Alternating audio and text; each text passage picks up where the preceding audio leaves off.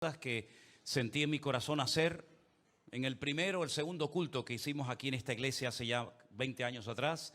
Una de las primeras cosas que sentí en mi corazón que la iglesia tenía que tener era una página web. Nos costó un dineral en aquellos tiempos hacer una página web, pero gracias al Señor, ahí está, mividanueva.org, y es una página que, bueno, que tiene todas las reuniones, los cultos, las direcciones y por supuesto también los eventos.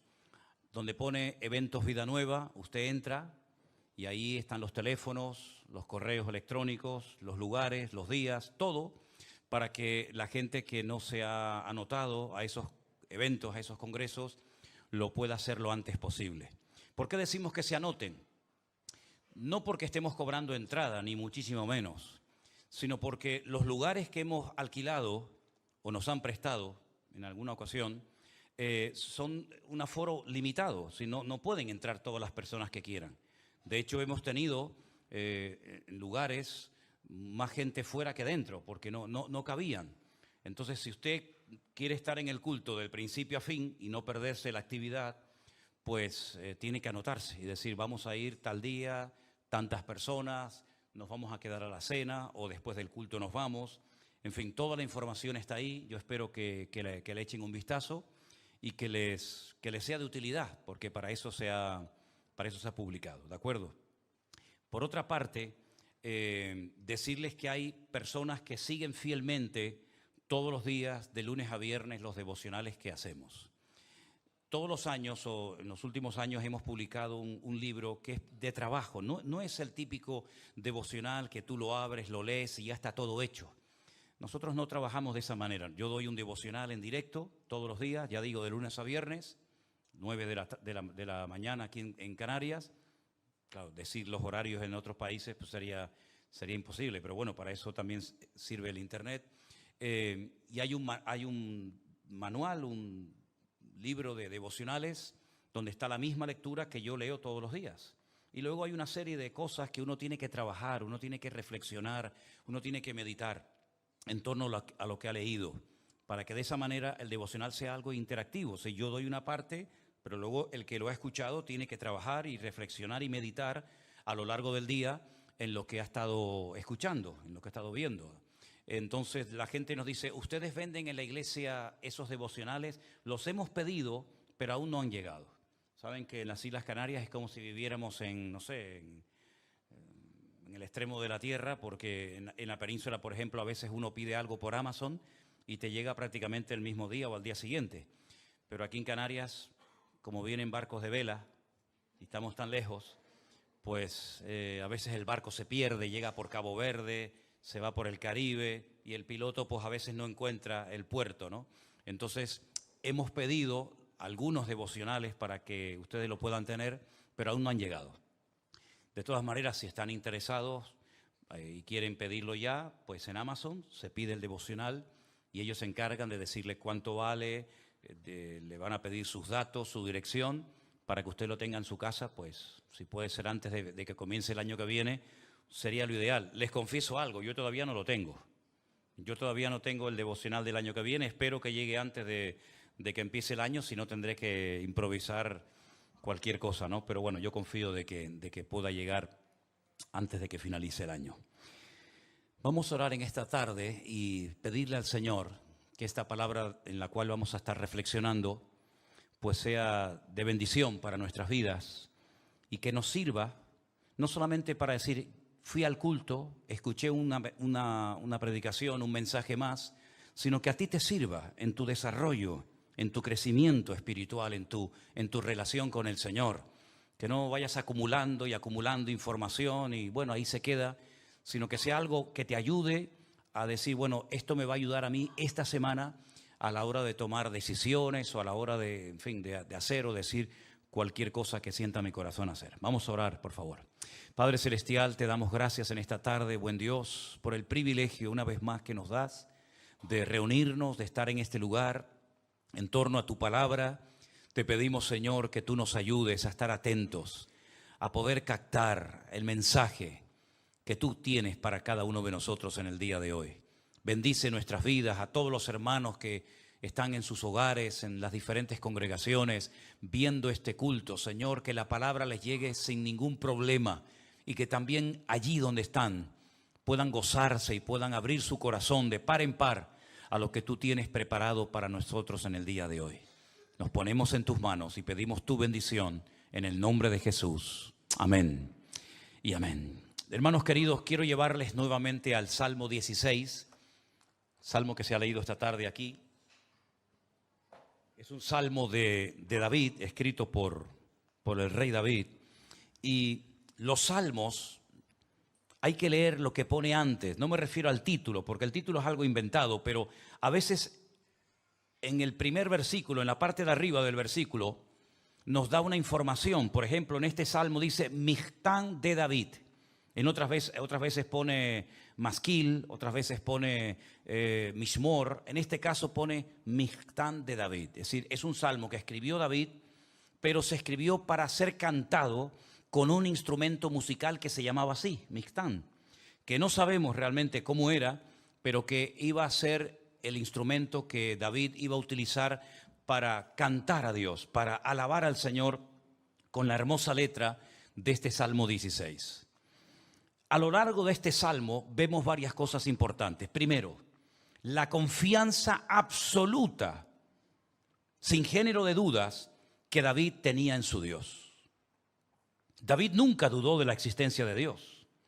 Tal vez dudó de otras cosas. Por ejemplo, un día dice la Biblia que sintió en su corazón irse a vivir con los filisteos porque constantemente Saúl lo perseguía con la intención de matarlo.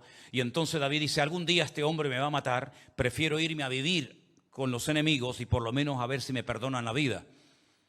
Tal vez dudó de que algún día llegara a ser un rey importante en Israel, pero nunca, ya digo, dudó de la existencia de Dios. Siempre mantuvo su confianza intacta en el Señor.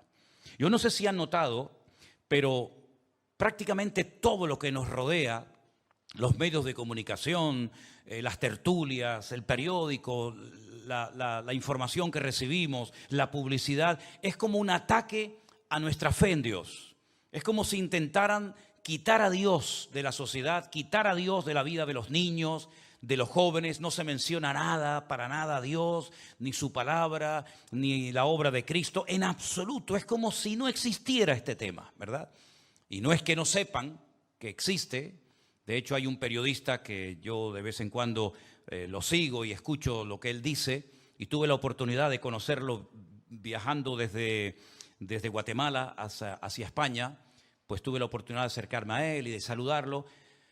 Y es un hombre que se define como ateo, pero constantemente, cada vez que aparece en una tertulia de televisión, siempre está haciendo referencia a algún texto bíblico, alguna parábola, alguna historia de la Biblia. Luego se ve que la ha leído, aunque solamente sea para tener algo de cultura general, pero por lo menos ha leído la Biblia. Pero a nivel general, hablar hoy en día de que tú crees en Dios, de que confías en Dios, que has puesto tu vida en sus manos, la gente como que no lo entiende. Es como si fuera un astronauta, como si fuera un extraterrestre que ha venido de otro planeta y te miran así como sorprendidos de arriba abajo, como diciendo, pero tú todavía crees en esas tonterías, tú todavía crees en esas cosas. Parece que el hombre moderno, el hombre del siglo XXI, tiene que tener totalmente su corazón endurecido, cerrado, como una piedra, y todo lo que huela a Dios, a Biblia, a obra de Cristo, etcétera, queda totalmente desplazada de nuestra vida. Pero sin embargo, en David nunca vemos eso. En David vemos un hombre con una confianza absoluta en el Señor. David aprendió a gozarse en ese Dios, porque esa es otra cosa. Una cosa es que tú creas en Dios y otra cosa es que tú aprendas a gozarte en Dios en todas las circunstancias de la vida en las cuales te encuentres. Lógicamente, la vida es muy cambiante. Tal vez hoy estás sano, mañana puedes estar enfermo, hoy estás animado, pasado estás desanimado, hoy te puedes sentir enfermo, mañana te puedes sentir con una salud de hierro. En fin, la vida te va a ir llevando por diferentes etapas, pero en todas y en cada una de esas etapas tenemos que aprender a vivir en Dios según el momento, ¿verdad? No vivir del recuerdo, no vivir quejándonos, no vivir lamentándonos, sino diciendo, bueno, ¿ahora qué me toca? Pues mira, ahora me toca la muerte de mi padre.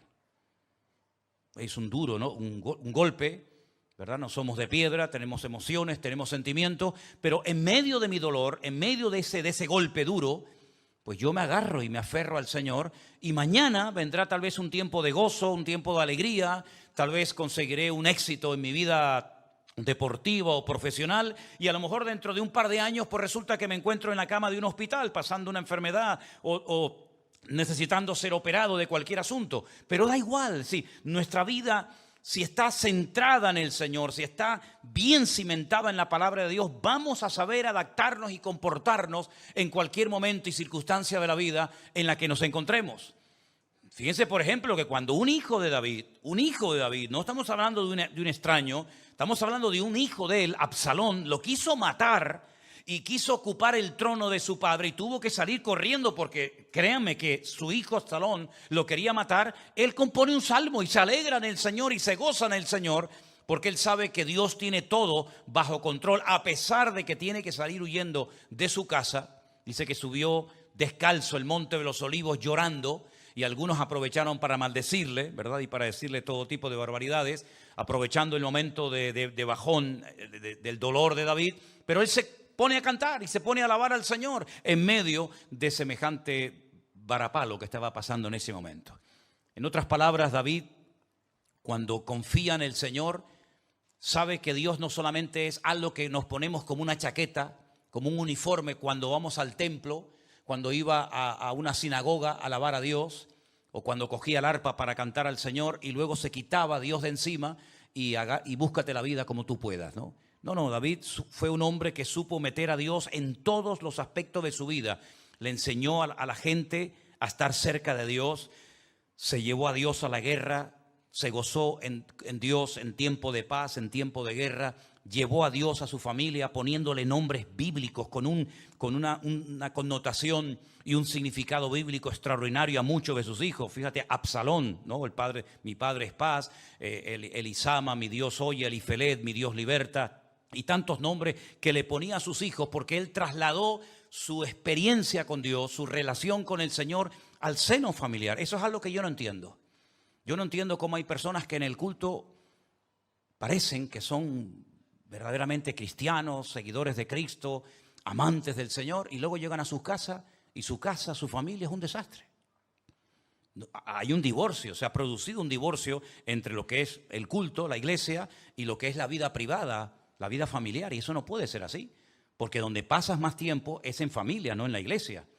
Hay algunos de ustedes que solamente vienen una vez a la semana, bueno, porque no pueden, porque no quieren o por lo que sea, pero donde pasamos más tiempo es o en el trabajo o en la familia. Y si no sabemos trasladar nuestra fe, nuestra confianza, nuestros principios y valores al trabajo y a la familia, pues no sé, algo nos está pasando. Porque es ahí donde nos observan, es ahí donde tú haces tu papel como hombre o como mujer, porque en la iglesia, pues la mayoría de ustedes durante el culto, digamos, están calladitos, están escuchando, pero luego te toca a ti durante toda la semana dar testimonio, orar, cantar al Señor, atender a tu esposa, a tu marido, a tus hijos, atender a tus empleados, etcétera, etcétera. Y es aquí en la iglesia donde te empapas, donde te llenas de la palabra, para luego tener durante toda la semana una palabra para poder transmitirla y no vivir única y exclusivamente como alguien que viene de excursión a la iglesia un domingo a la tarde y luego mi vida particular y privada es un auténtico desastre, pero aquí en la iglesia alabo, canto, levanto las manos. Eso no puede ser. Por otra parte, la confianza y la fe que el David tenía, y lo expresa en el Salmo 16, va más allá de la vida. En otras palabras, David sabía que incluso cuando dejemos de existir, cuando muramos, no se acaba todo, sino que él sabe perfectamente que el creyente tiene esperanza de vida eterna. Será resucitado y morará por la eternidad en la presencia del Señor, si así preparó su corazón.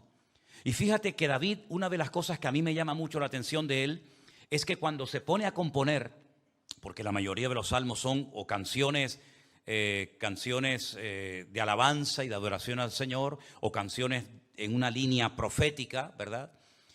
Él muchas veces dice cosas que le iban a pasar a Cristo cuando viniera en su primera venida. Y él no lo conoció personalmente, nunca estuvo con él como estuvieron los discípulos, ¿verdad?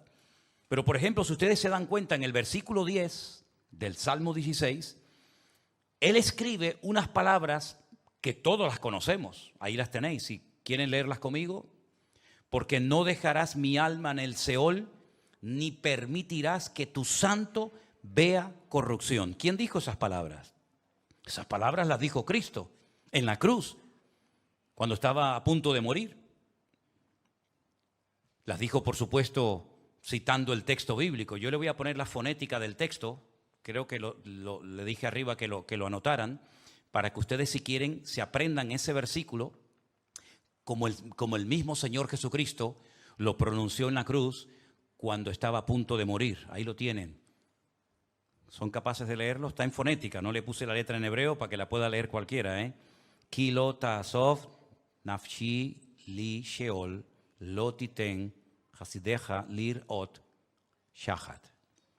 Otra vez. Ki lo ta'azov nafshi li sheol lo titen hasideja lirot shachat. No permitirás que tu santo vea corrupción, ni dejarás mi alma en el Seol, que era el lugar de los muertos. En el Antiguo Testamento se habla de Seol, en el Nuevo Testamento, que fue escrito en griego, se habla de Hades, pero es el mismo lugar. El Señor Jesucristo en la cruz demostró tener tanta confianza en su Padre, que dice que le entregó su espíritu y dijo esas palabras en la cruz antes de morir, sabiendo que él no experimentaría la corrupción de su cuerpo, que es lo normal cuando una persona es enterrada y muere, ¿verdad? ¿Se acuerdan ustedes cuando el Señor Jesucristo fue a la casa de Marta y de Lázaro y le dijo el Señor, vamos al cementerio? Y le dijeron, Señor, no quites la piedra porque ya tiene que estar oliendo mal, porque ya lleva 4 días sepultados. Jesús tuvo 3, no llegó al 4, pero se podía haber descompuesto su cuerpo, o por lo menos empezar el proceso de descomposición. Jesús sabía que a él no le iba a ocurrir eso. Jesús sabía que él iba a resucitar, y ese versículo lo escribió el rey David miles de años antes del nacimiento y de la crucifixión de Cristo en la cruz, en Jerusalén, inspirado evidentemente por el Espíritu Santo, porque él sabía perfectamente que no se estaba refiriendo a él, porque David lógicamente murió y su cuerpo se descompuso, como el de Abraham y como tantos otros, pero él está hablando de un personaje que seguramente él no sabía exactamente qué es lo que estaba diciendo con esta canción, pero son palabras que miles de años después el Señor Jesucristo las utilizó para hablar de su resurrección. Ahora bien, en este salmo hay algo que a mí personalmente me ha impactado mucho y les voy a decir por qué. Todos los días, créanme, todos los días recibimos infinidad de correos, cantidad de mensajes de todas partes del mundo. Y por lo menos los que yo recibo, no hablo de los que recibe Priscila porque ella como está con todo esto de los viajes a Israel y otras cosas, pero por lo menos los que yo recibo van generalmente en esta línea. O son peticiones de oración o son peticiones de personas que quieren consejería. Te escriben, por ejemplo, y te dicen, quiero que ore por mi padre, por mi madre, por mi primo, por mi sobrino, por mi tío, amén. Pero así, todos los días recibo cantidad de peticiones de gente que no sé ni quiénes son, de oración, ¿verdad? Pero cientos de personas que están todos los días pidiendo por su familia, por sus primos, por su economía, por su salud o por lo que sea. Muy bien. Pero hay una gran cantidad de gente que tienen pastores, que son miembros de iglesia, que me piden a mí consejo, me piden a mí mi opinión. Y llevo ya mucho tiempo diciéndole a todas y a cada una de estas personas que me piden consejería, ¿usted tiene pastor? Y la mayoría te dicen sí. Entonces yo a continuación le digo, ¿y por qué me pide a mí consejería si usted tiene su pastor? Y entonces empiezan ahí todo tipo de cosas, ¿no? De flores y de piropos y de historia, ¿no? Digo, mire, no, escuche, nosotros no trabajamos así. Si usted tiene un pastor y usted es miembro de una iglesia, usted con quien tiene que hablar es con su pastor. Porque lo que ocurre muchas veces es que el pastor le ha dicho blanco y creen que yo les voy a decir amarillo. Entonces dice, no, a mí el pastor me dijo que era amarillo, no que era. Entonces le digo, mire, yo no voy a entrar en ese juego. Pero lo que me ha llamado la atención es que dentro de toda la confianza y la fe que tiene David en su Dios, Él dice en el versículo 7, voy a bendecir a mi Señor, voy a bendecir a mi Dios, porque Él es el que me aconseja. Bendeciré a Jehová que me aconseja. Aún en las noches me enseña mi conciencia. Aunque en hebreo no dice mi conciencia, ahora voy a decir lo que dice. Pero lo que me llamó la atención es que David nunca tuvo un pastor. David nunca tuvo una Biblia completa en su mano. David nunca fue miembro de ninguna congregación. David nunca fue a ninguna escuela bíblica. Es más, David desde los 17 años aproximadamente, edad a la que fue ungido por el profeta Samuel, hasta aproximadamente los 30 años tiene que estar huyendo constantemente de un lugar a otro. Porque Saúl le ha declarado persona no grata y quiere matarlo y quitarlo de medio. ¿Quién atendía? ¿Quién oraba por David? ¿Quién le aconsejaba? ¿Quién le decía lo que tenía que hacer? Lo mismo podría preguntar en cuanto, por ejemplo, a Abraham, un hombre que lo deja todo.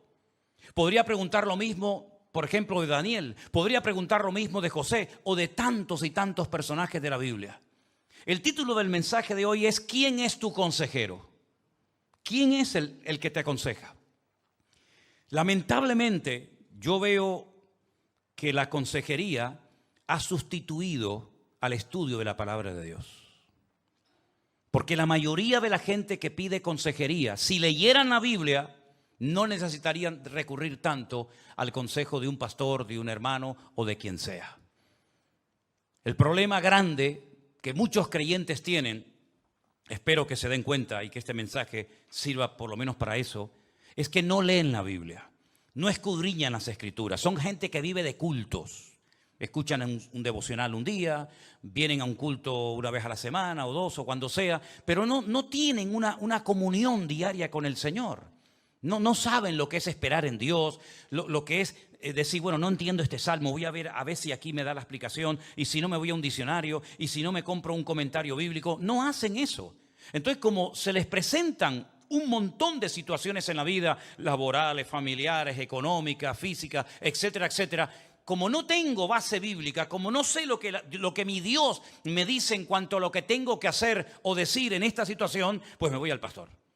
Entonces el pastor me tiene que decir si me caso con esta o no, si me tengo que separar o no, si tengo que quedarme o marcharme, si tengo que ir allí o tengo que quedarme allí.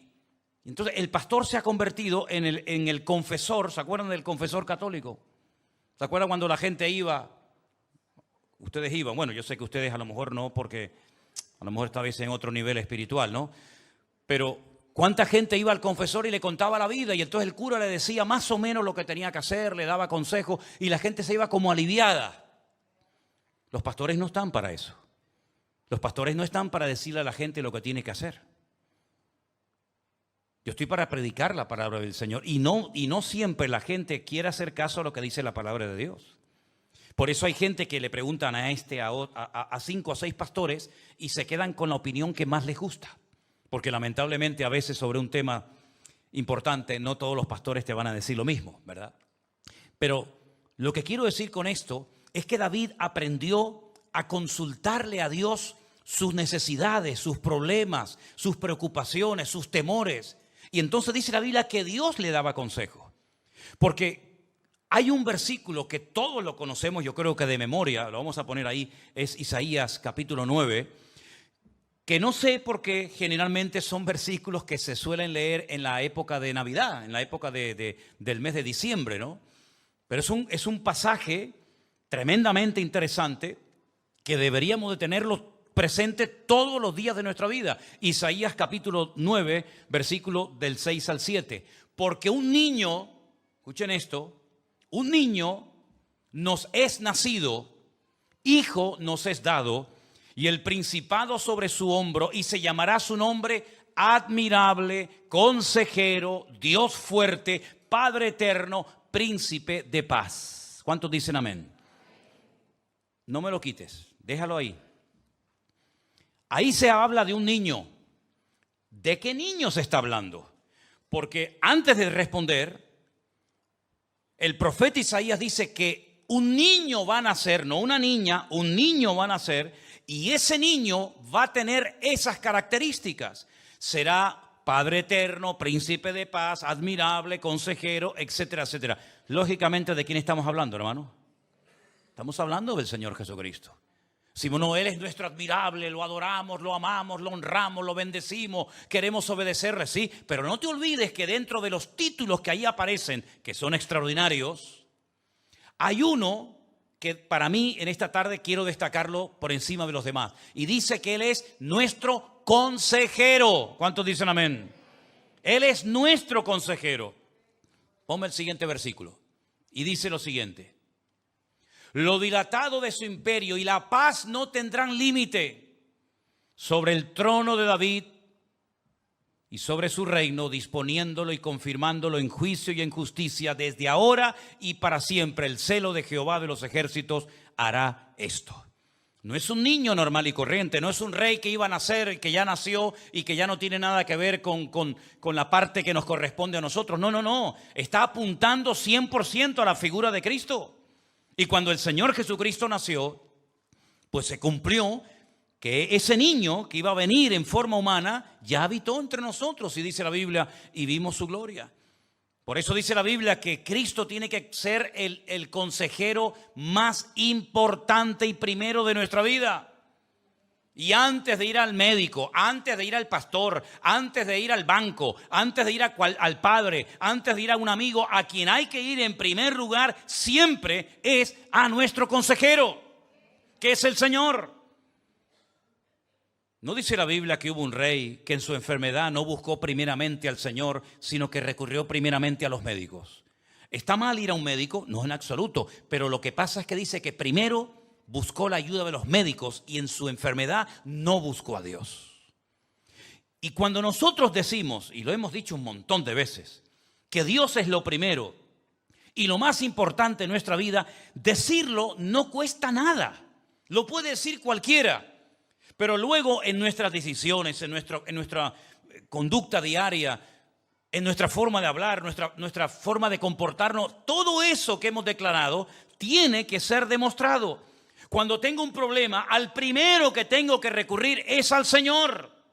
Antes de levantar el teléfono y pedir oración a un pastor, a un amigo o a quien sea, primero dobla tu rodilla y tu corazón delante de la presencia del Señor.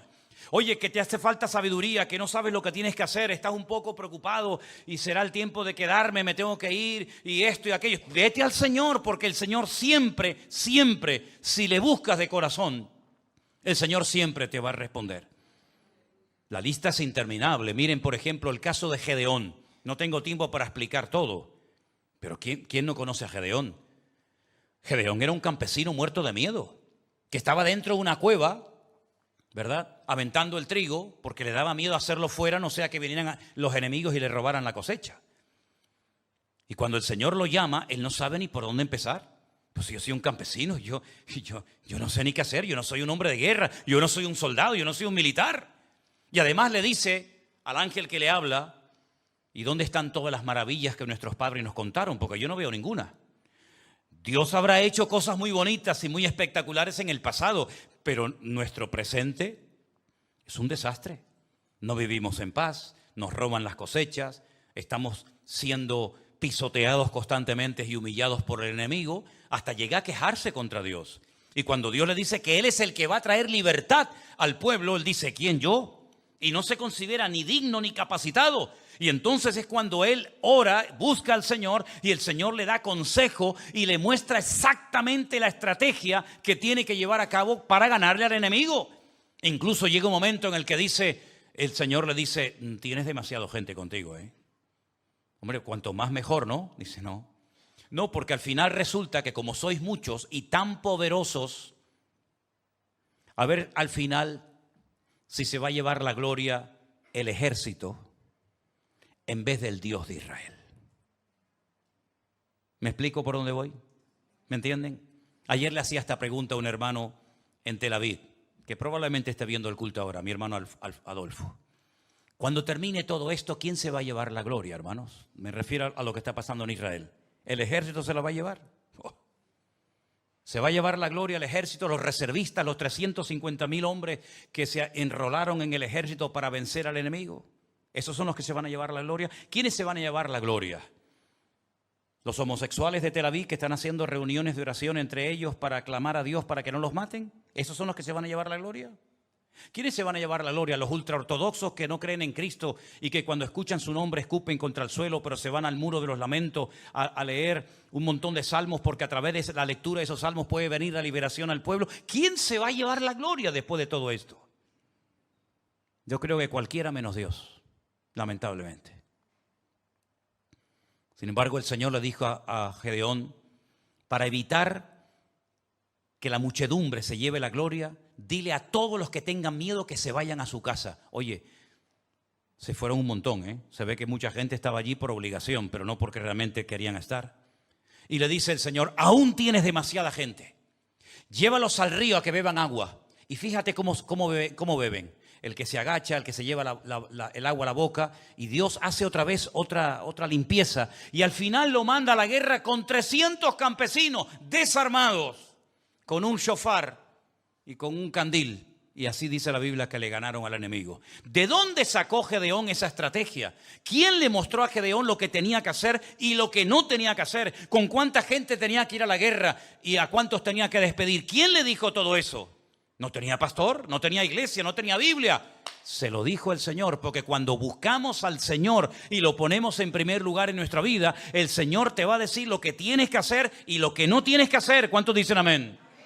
Yo no estoy diciendo, quiero dejar esto bien claro, entonces el pastor está enseñando que no tenemos que pedir consejo. No, yo no he dicho eso. Yo no he dicho eso. Yo lo que estoy diciendo, que al que primero tenemos que recurrir en la vida es a Dios. Y si tú eres una persona espiritual, tú sabrás si lo eres o no. Y si tú eres una persona amante de Dios y que te gusta indagar y escudriñar su palabra, sus sagradas escrituras, tú no te preocupes que cuando tú ores, el Señor te va a hablar y te va a guiar a la verdad. Porque dice la Biblia, me voy, pero no os dejaré huérfanos. Os mandaré al Consolador para que esté con vosotros para siempre. Él tomará de lo mío y os lo hará saber. Y Él os guiará a toda la verdad. ¿Cuántos dicen amén? David le dijo a Dios cuando llegó a su casa y se la habían destrozado y le habían secuestrado a los hijos y a la familia. ¿Voy a la guerra o no voy a la guerra? ¿Los persigo o no los persigo? Y David consultó al Señor, pidió consejo al Señor y el Señor le dijo, sí, vete a la guerra. Y ustedes pueden leer, por ejemplo, la vida de Salomón, su hijo. Un muchacho joven, de repente se encuentra siendo el rey más importante del país. Nada más y nada menos que ocupar el lugar de su padre David. Y el Señor se le aparece y él le pide consejo a Dios y le dice, Señor, yo creo que necesito esto y esto y esto. Y el Señor lo guía y le da un consejo extraordinario. Y así podríamos ir por muchos personajes de la Biblia. Fíjense, por ejemplo, María, cuando recibe la visita del arcángel Gabriel y le dice, vas a ser madre y vas a parir un hijo y será príncipe de paz, el texto que hemos mencionado, ¿verdad? Y reinará sobre la casa de Jacob para siempre y su reino no tendrá fin. Y María está escuchando aquello y dice, ¿y cómo? No fue a su padre, no fue a José, no fue al rabino de turno, no fue a Nicodemo, ¿verdad? No fue a Gamaliel, sino a quién le hizo la pregunta, ¿y cómo será esto? Y el Señor le respondió, atrévete y ponlo en práctica, ya vas a ver cómo te funciona, a consultar con el Señor antes de hacer cualquier cosa, antes de tomar cualquier decisión, antes de lanzarte como un caballo desbocado y después decir, ay, me equivoqué. Consulta previamente con el Señor, porque hoy leía una historia tremenda, es un poquito larga, yo te la voy a resumir, pero te voy a decir dónde está, para que después cuando llegues a casa la leas tranquilamente. Primera de Reyes capítulo 12, del versículo 1 en adelante. Repito, Primera de Reyes capítulo 12, del versículo 1 en adelante. Llegan los habitantes del país y le dicen al rey que en aquel momento estaba gobernando, Roboán, tu padre nos amargó la vida con sus impuestos. Venga impuestos y venga impuestos y venga a pagar y venga a pagar. Ya todo está hecho, ya está todo terminado. La casa del rey, los palacios, las cuadras de los animales, el templo de Jerusalén. Oye, bájanos un poco los impuestos. Ya está todo terminado. No hace falta que sigamos esforzándonos y pagando y pagando. Ten un poco de misericordia con nosotros. Llega el rey Roboán y va a los ancianos. ¿Se acuerdan la historia, no? Y le dice a los ancianos, me han venido unas personas del pueblo y me han pedido que le baje los impuestos. ¿Ustedes qué opinan? ¿Qué consejo me dais? Y los ancianos le dicen, pues sería bueno que lo hicieras y de esa manera sería un buen detalle por tu parte, el pueblo te respetaría, te apoyaría, estaría contigo y te meterías a la gente en el bolsillo y te amarían y te van a apoyar, por supuesto que sí. Parece que no le hizo gracia lo que le dijeron los ancianos y dice que se va a preguntarle a sus amigotes, ¿no? A los colegas. Y les dice, ¿y ustedes qué opinan de lo que me está pidiendo el pueblo? ¿Le bajamos los impuestos o qué hacemos? Y los jóvenes le dijeron, no los vamos a bajar, los vamos a subir más todavía. Y tú vas a ser más cruel y vas a ser más tirano aún que aquellos que pidieron aquellos elevadísimos impuestos. Y dice la Biblia que tomó el consejo, el mal consejo de los amigos, de los colegas, y el reino, el país, se le dividió en dos. ¿Qué te parece? Entonces, qué importante es primeramente acostumbrarte a ti mismo a pedirle consejo al Señor tu Dios.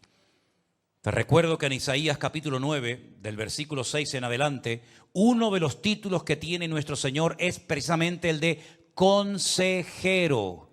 ¿Cuántos en algún momento determinado de su vida han necesitado sabiduría, una palabra de aliento, de ánimo, de lo que sea, o algún consejo? Levante la mano. Todos, ¿verdad? Claro que sí. Muy bien. Pues lo que tenemos que hacer y acostumbrarnos lo antes posible, porque le vas a hacer mucho bien a tu alma, es acostumbrarte a recurrir al Señor en primer lugar.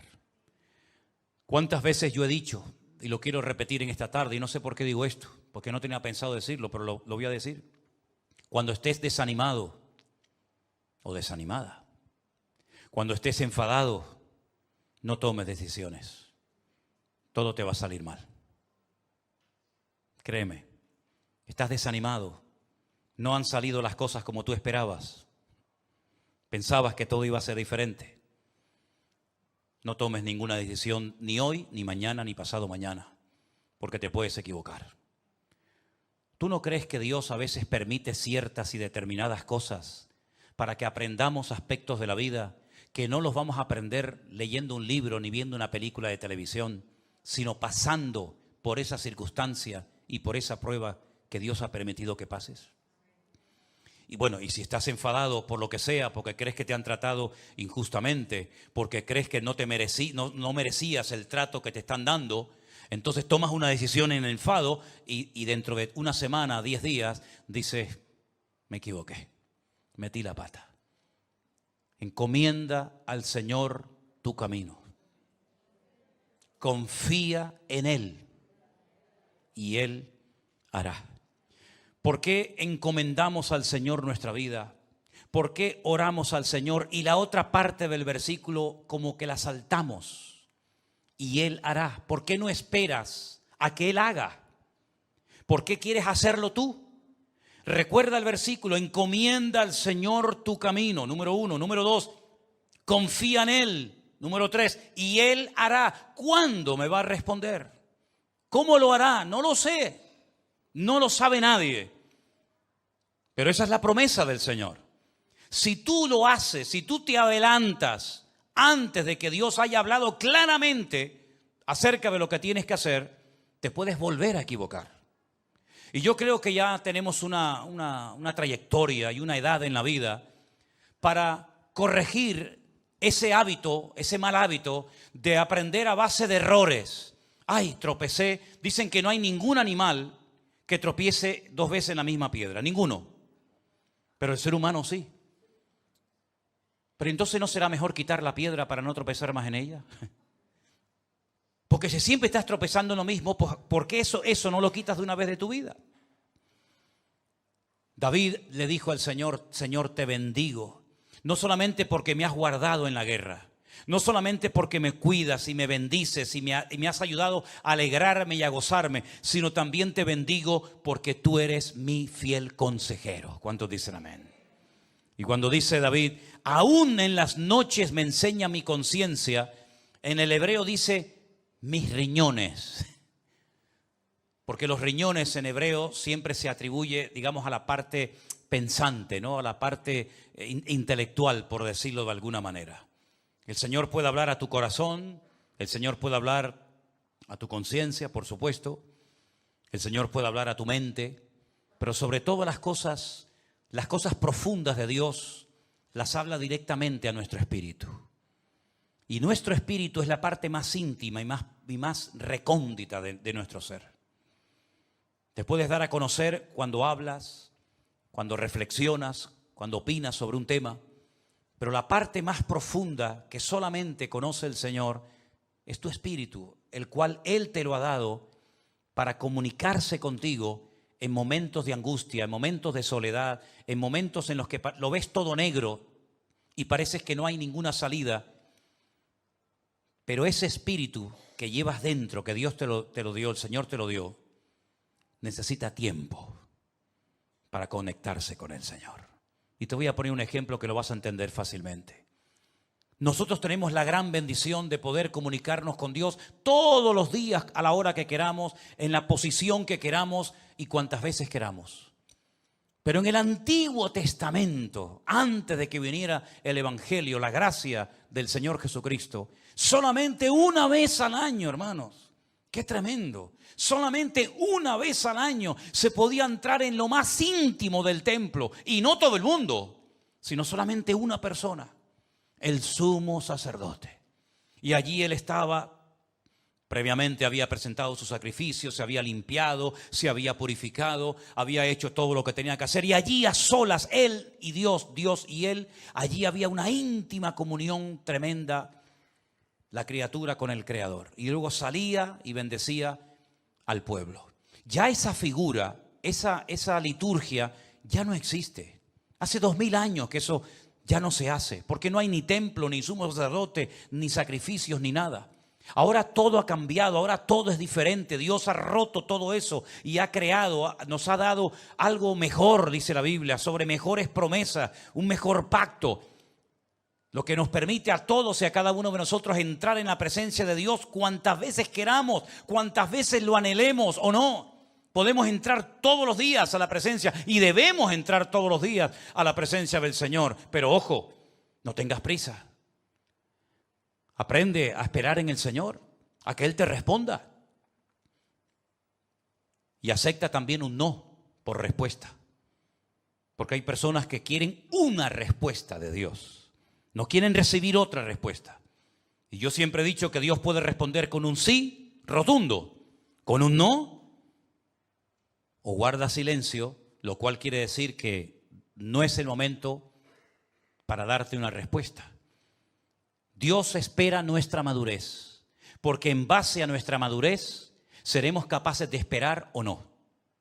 Muchos de ustedes, yo lo sé, llevan años en esta iglesia.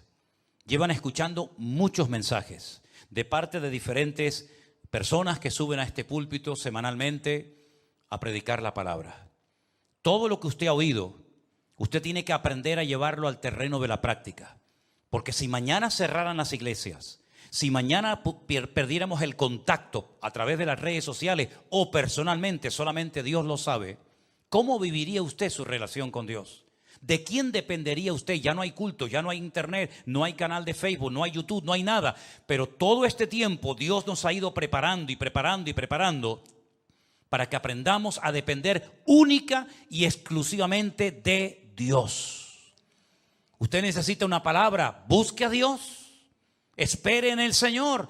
Y el hombre, cuando usted vaya a hablar con alguien, llámese el pastor, la esposa del pastor o quien sea, probablemente le va a confirmar lo que Dios a usted ya le ha dicho.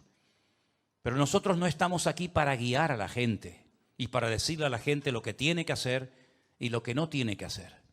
Porque las personas, cuando actúan por el consejo del pastor o de un hermano de la iglesia, están actuando en base a algo que alguien le dijo, pero no tienen en lo más profundo de su corazón la convicción de que eso es lo que Dios a usted le dijo y le confirmó el Señor a través del pastor o de quien sea, que lo que usted ha sentido en su corazón hacer o no hacer viene de parte del Señor. Yo creo que más que buscar una dirección y decirle a la gente, ¿y qué hago? ¿Me quedo? ¿Me voy? me caso, me divorcio, compro, vendo. Más que actuar como con esa falta a veces de madurez, perdonen, pero en vez de actuar de esa manera, Señor, yo he orado, yo he leído tu palabra, yo siento en mi corazón tal cosa, que cuando hable con el pastor, que cuando escuche la palabra de esta tarde, tú me confirmes lo que yo creo que tú has puesto en mi corazón. Y si no, pues corrígeme y enséñame a través de la palabra. Yo tengo una actitud, yo tengo una costumbre hace muchos años, y es la de no hablar con nadie antes de un culto. ¿Saben por qué? Porque si yo hablo con cualquiera de ustedes y usted me cuenta su vida, su problema, su angustia, su preocupación antes del culto, y yo me subo aquí a predicar, usted puede llegar a pensar en algún momento que yo estoy diciendo algo porque yo tengo la información que usted me acaba de dar hace 20 minutos o media hora. Y nada más lejos de la realidad. ¿Cuántas veces ha sucedido? ¿Cuántas veces ha sucedido? Me imagino que en muchas iglesias, pero hablo concretamente de la nuestra. ¿Cuántas veces ha sucedido que ha terminado un culto y usted se ha acercado a la persona que ese día trajo la palabra y le dice: hermano, Dios me habló hoy de una forma tremenda que parece que me estabas leyendo el pensamiento? ¿Y cuántas veces me he acercado a esa persona que me dijo: ¿puedo hablar contigo? Digo: espérate, después del culto hablamos. ¿Y cuántas veces me han dicho: no hace falta, ya el Señor me habló a través de su palabra? Eso es lo que tenemos que hacer todos los días de nuestra vida, porque eso es lo que yo hago desde que tengo 17 años, que no tengo pastor en mi vida. Y eso es lo que hizo Elena durante toda su vida, que jamás tuvo un pastor. Y eso es lo que han hecho miles y miles de hermanos nuestros, que han tenido que estar huyendo en cárceles, en campos de concentración, perseguidos de un lugar a otro, pero que han aprendido a depender fundamentalmente del Señor. Y cuando tienen una petición, al Señor. Y cuando tienen un problema, al Señor. Eso no significa, y lo quiero dejar bien claro, que uno no puede en un momento determinado pedir oración. Yo he pedido oración y está bien pedir oración. El mismo Señor Jesucristo pidió oración.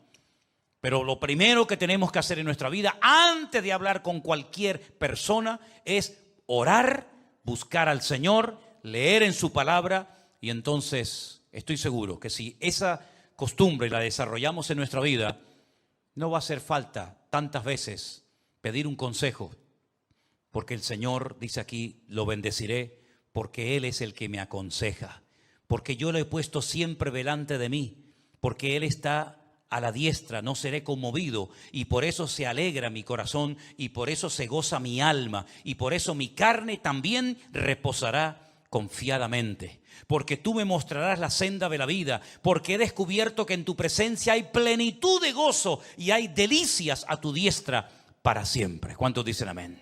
Cierra tus ojos en esta tarde, mi querido hermano. Busca al Señor en primer lugar, y todo lo demás vendrá por añadidura. Te lo puedo asegurar. Funciona, hermano, funciona. Descubra este aspecto del reino de Dios que a lo mejor usted no conoce, pero que yo te lo estoy enseñando en esta tarde, para que usted aprenda a depender única y exclusivamente del Señor en toda situación en la que usted se encuentre en su vida, mi querido hermano. Aleluya. Gloria a tu nombre, Señor.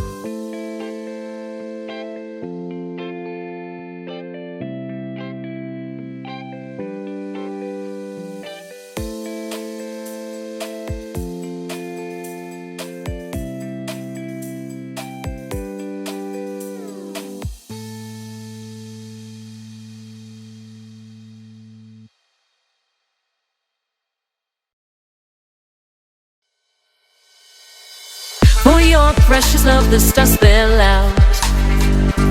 Love longing for our union then. Love my fragrance so captivating. You're close to me, I lose myself. Never thought I would find love like this. Never thought I would be waiting. Move your body, let your spirit soar. Ella, you're at a move your body. Oh, I love my melody.